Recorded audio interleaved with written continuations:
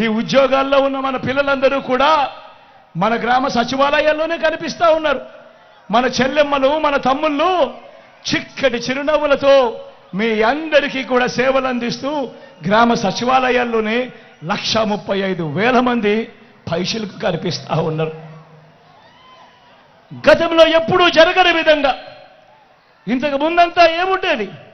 Manifesto అంటూ ఎన్నికలప్పుడు చెప్పేవాళ్ళు. ఎన్నికలప్పుడు మేనిఫెస్టో అని చెప్పి రంగురంగుల కాగితాలతో రంగురంగుల ఆశలకు అబద్ధాలకు రెక్కలు కట్టి చెప్పేవాళ్ళు. ఎన్నికలైపోయిన తర్వాత మేనిఫెస్టోను చెత్తబుట్టలో పడేసేవాళ్ళు. ఎన్నికలైపోయిన తర్వాత మేనిఫెస్టో ఎక్కడ ఉంది అని అంటే కనీసం అది వెతికినా కూడా కనిపించని పరిస్థితి. అలాంటి సాంప్రదాయాన్ని మారుస్తూ మొట్టమొదటిసారిగా ఈ 59 నెలల కాలంలోనే చరిత్రలో ఎప్పుడూ జరగని విధంగా మీ బిడ్డ వచ్చిన తర్వాత ఏకంగా 99% హామీలను మేనిఫెస్టోలో చెప్పినేటివి అమలు చేసి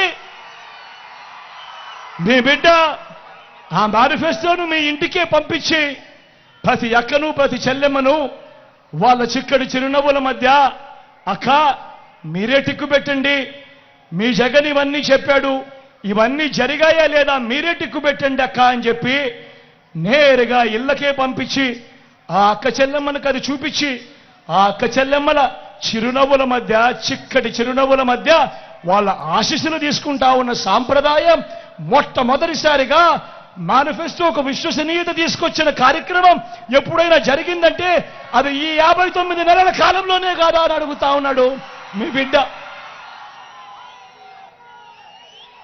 ఆలోచన చేయమని అడుగుతా ఉన్నా. నేను చెప్పే ప్రతి మాట కూడా గతంలో జరగనేటివి, మీ బిడ్డ కాలంలో జరిగినేటివి మాత్రమే అన్నది అవునా కాదా అన్నది మీరే ఆలోచన చేయమని అడుగుతా ఉన్నా. ఇప్పుడు నేను గడగడ మచ్చుకు కొన్ని పథకాలు చెబుతాను.